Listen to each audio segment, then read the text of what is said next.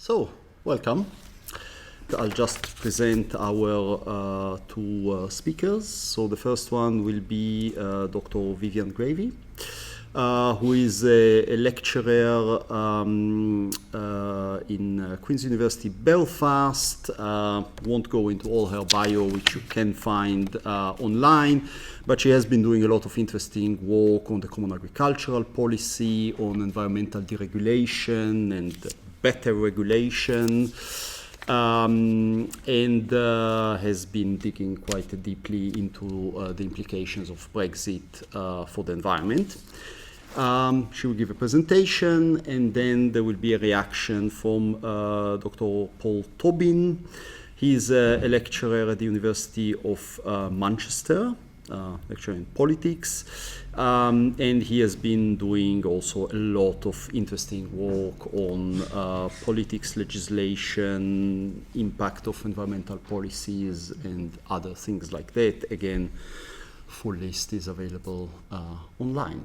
So Brexit and Environment is a network of scientists that have been looking at the impact of Brexit on the environment, as the name kind of implies, for the last 4 years. So this is kind of a glimpse of part of our work. So today I'm going to be talking about Rivalrous Emulation, which was a throwaway comment from Michael Gove, but I think actually captures quite well what the UK wants to accomplish from this. Now, whether the UK will get what it wants is something we can pick up in the questions afterward. Now, for today, the structure will be explaining what I mean by Rivalrous Emulation, then explaining that it rests on this assumption that the UK is going to be extremely ambitious politically on the environment, and then testing that claim, both looking at policy and then governance, then turning back to the EU side of things, and then offering some short conclusions. Okay, so Rivalrous Emulation, what do we mean by that? It all started with a Twitter spat between Michael Gove and Frans Timmermans last year in about February. Michael Gove, Frans Timmermans, everyone was really upset with Blue Planet 2 and plastics in the ocean. And so the whole idea of, single-use plastics was really gaining a lot of traction on both sides of the channel. And Michael Gove said, thankfully, thanks to Brexit, we're finally going to be able to do something about plastics. And Frans Timmermans, said, well, we are going to do it as well, and we are going to be quicker and better. So there was this kind of Twitter row between the two of them. So here you can see Frans Timmermans' tweet saying he's one step ahead of you. Of course, and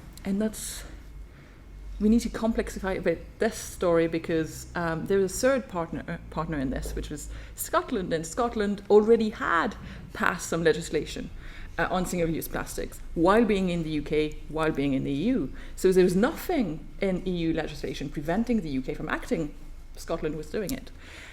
And it also is a good reminder, especially I think speaking in the rest of Europe, we tend to forget that for the last 20 years the UK has become a devolved country. It's not a central country at all anymore, especially when it comes to environment, especially when it comes to agriculture. You've got 4 different policies with different degrees of ambition and potentially different directions going after Brexit.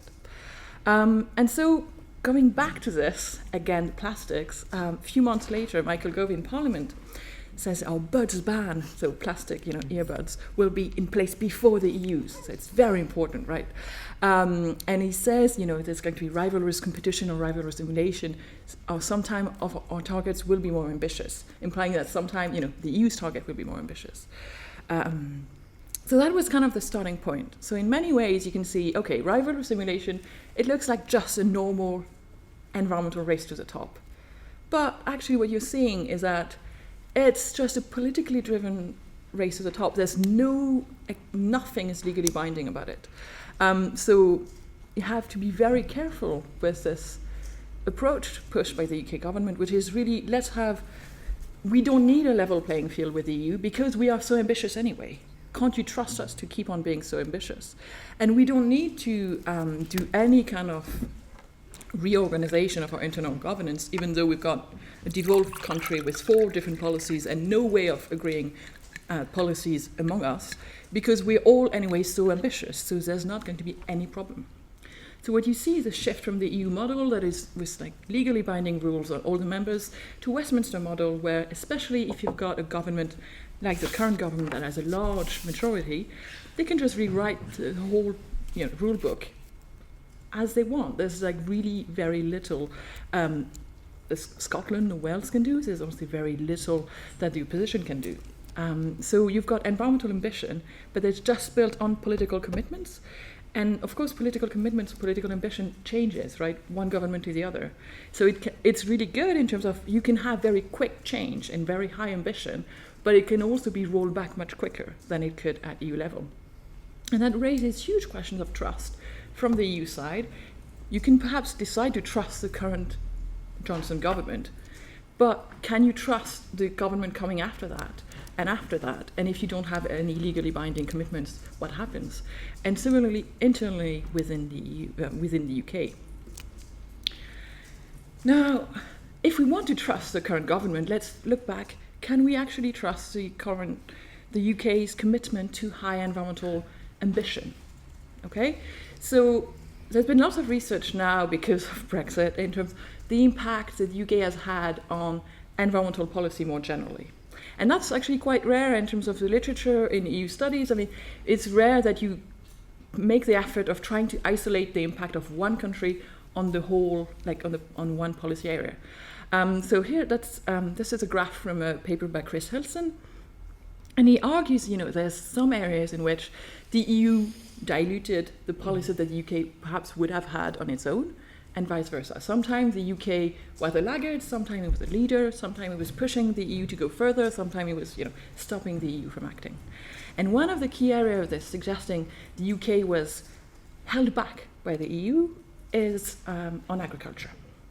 So I'm just going to question a bit more that, is the UK really more ambitious than the rest of the EU on the environment when it comes to agriculture? Well, there's different ways of looking at it. One easy way of looking at it is to look at second pillar, to look at rural development, how much of that rural development funds are being spent on agri-environmental payments, which is one of the different ways of greening the cap. Now here you can see, and I will just, in case you can't read the countries, so the first line is the EU average, then comes Ireland, then Northern Ireland, Scotland, Wales, and England. So you're seeing here first that, yes, the UK is devolved. Okay, England does completely different agri-environmental policies from the rest, and England is definitely yes, much more, spending much more money than the EU average. But if you look at the rest of the UK, they're actually very similar to the EU average, and actually Ireland is spending more.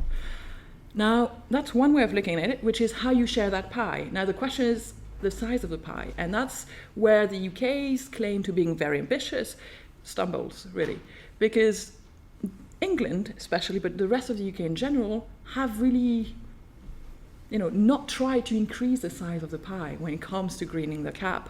Especially in terms of the UK Treasury has been very reluctant to add additional domestic funding to the EU funding in terms of making it possible for more farmers to do agri-environmentally friendly farming.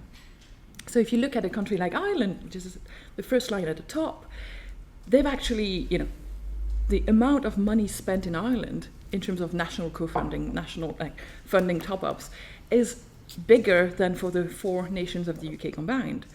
And is it five, it's a much smaller country. So again, the UK is very ambitious on paper, very ambitious when it comes to proposing policy, but in actually funding these policies to make them have impact on the ground, it's not as ambitious as it wants, as it pretends to be. The other area of concern would be the UK's very long campaign against EU red tape. I mentioned a long campaign because the first quote there is from a book called The European Rescue of the Nation State. Famous book, beginning of the 90s, how the European project has actually been quite good into protecting especially small states in Europe. And here there's a fantastic quote on the freedom to swim in a tide of sewage, like the freedom to dine at the Ritz, is a somewhat abstract principle on which to ask people to condemn a political organization. Yet that abstract principle has been turned into really central commitment of UK governmental policy towards Europe for the last 20 years, and has been central to this whole idea of taking back control against this terribly burdensome regulation, like completely administrative monster that the EU has been painted in the British press, but also by British governments. And now we're seeing that cutting red tape is again central to UK commitments. Now, if you look at domestic policy, you had a one in, one out, one regulation in, one regulation out in 2011, then one in, two out, then in 2016, one in, three out. But that was for domestic legislation. They couldn't cut EU ones because in order to dismantle EU policy, you had to have an agreement of the other member states, right? But that means that actually all of these policies that the UK government couldn't cut, after Brexit, they can cut it. If you look at a department like DEFRA, so the Environment, Food, Rural Affairs, 70 to 80% of that legislation was bound by EU legislation. And so now that's going to be a potential to finally cut into that 70 to 80%. Now, of course, when we know that there was nothing preventing the UK from being more ambitious than the EU baseline before Brexit, nothing preventing them to being more ambitious after Brexit, but they were prevented from being less ambitious, and they're not going to be prevented to be less ambitious now. Now, in terms of governance, one key concept we've been pushing forward in terms of understanding governance and Brexit is to think of governance gaps. So it's a simple idea. It's like any kind of governance function that was previously performed by an EU institution. You remove the EU institution, what's going to happen in terms of policy monitoring? For example, there's talks of will the UK be a member of the European Environmental Agency? In terms of policy enforcement, what's going to happen for all the problems, how do you replace the European Court of Justice? Will there be fines in the UK system if you break environmental law or not?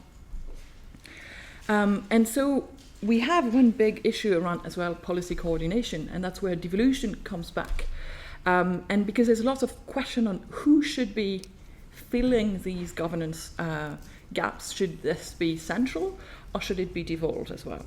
So the Welsh Assembly Library came up with this really nice map of understanding powers as balloons currently stuck in Brussels.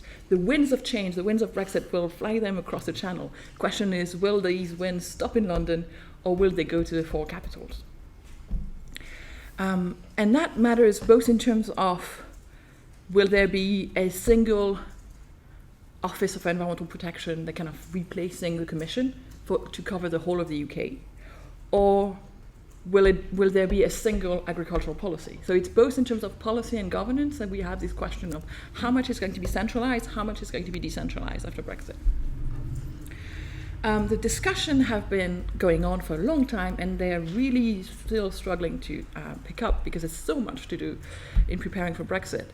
But the Joint Ministerial Committee, which is a very kind of, looks a bit like the Council, if the Council was just an advisory body. So you've got ministers from the four governments and talking, and they came up with a list of reasons why you might want to have common frameworks, which would be your equivalent, potentially of a directive, if it's the most legally binding type of frameworks, or just some kind of political agreement to have some kind of common aims. And one of the reasons is to enable the management of common resources. Now, because talks are always better if they're a bit participatory, you have on the right, left over there. Anyway, you've got 5 areas of environmental policy. Can anyone tell me which of these the UK government thinks warrants a legislative framework? There's only one of them. Do you think water? Do you think we should have 4 different water policy across the UK? Should we have just 4 different biodiversity policy? Should it be air? I mean, air is well known to respect, boundaries and to really stuck. You've got English air and Welsh air, and they never mix. Okay, so it's only chemicals. Chemicals is the one where, because there is a single market implication, that's the one where we think there should be a legislative framework. Waste, biodiversity, air, potentially some political agreement. Water, nothing. We don't think there should be a framework. We're perfectly fine with having 4 completely different water policy across the UK. In a way, it's really good news for Northern Ireland because currently the Water Framework Directive is jointly applied between Northern Ireland and Ireland. So not having a UK-wide framework on water is good. But, you have quite a few rivers crossing between Wales and England or between England and Scotland. And if you start measuring for different pollutants in both of them or having different level of ambition, it's going to get very tricky on the ground. But for now, we're at this stage where a lot of what is apparently completely obvious of the need to cooperate across borders to tackle common challenges appears to have completely, it's really not there. It's that assumption is not there. So we're going to see, and of course, agriculture. There's going to be some framework on agriculture, but again, they're keeping on pushing back, having less and less frameworks. Now, in terms of policy enforcement, if you've been following a bit UK Parliament, one of the big surprises has been that no one talked about the environment apart from a few NGOs during the referendum campaign. It really did not register. But now the Parliament, the only thing they talk about almost is the environment and agriculture and fisheries. It's incredible. People in the UK are very, very busy, but so there's going to be the first environmental bill in a generation, and it's going to be incredible. If you can see that quote from Boris Johnson here. Now, of course, you can pick all of these highlighted bits apart, right? The environmental principles will be enshrined in law. Well, they are already in European law. They're already in the treaties, and they apply in the UK. So it's not the first time. And actually, by enshrining them in law, they're creating a set of kind of policy paper that's what's going to be used. So they're going to have a political definition of the principle, and that's actually going to weaken them in practice. New legally binding targets.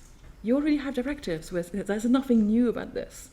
A world-leading independent regulator that is going to have less power than the Commission and the Court. How is it going to be world-leading?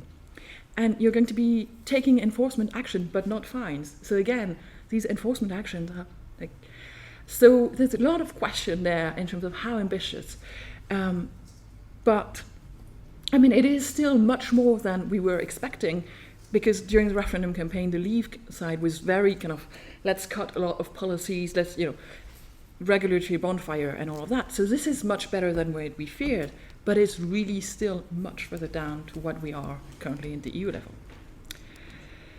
So on the EU side, if you remember that comparison I showed earlier, there was areas in which the UK had pushed the EU to go further, and areas in which the UK had kind of pushed the EU back, or forced the EU to not be as ambitious.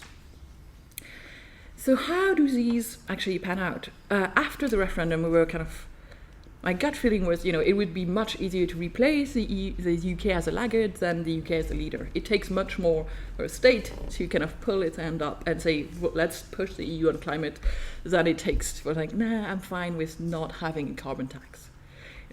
But actually what we're seeing is the EU is not necessarily rolling back on climate change. And climate change was really one area in which the UK had been a driver for a lot of action.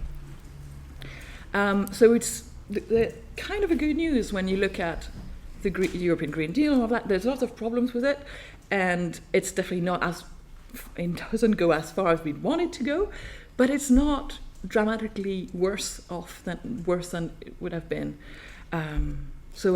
There's not a massive difference of ambition between the UK and the EU currently on climate. Now, there's another flip side to the story is that UK focus on cutting EU red tape has completely been integrated in the European institution as a perfectly sensible thing to do. And this whole idea of one in, one out, let's just, for every regulation, every directive we want, we need to find a sacrificial, one to cut, is now also integrated. And so the new European Commission is finally going to try to go this one in, one out. So in many ways, you have this weird thing of the UK is going to leave, but the UK's influence on the European institution is going to last still quite a few years. So in conclusion, the UK current approach can be best understood as this type of rivalrous emulation that sounds really good, but you look at always need to read the small prints, and there's no legal, is the less legally binding, the better for the UK side. The UK has been both a leader and laggard at times, so it's really hard still to really imagine how the UK and the EU's ambition is going to change over time. But the UK is trying to project a lot of ambition, but in practice, it's really not there yet domestically. And the EU appears to continue this climate leadership, but also the cutting EU red tape. Now, of course, the funny one to look at is COP26 in Glasgow.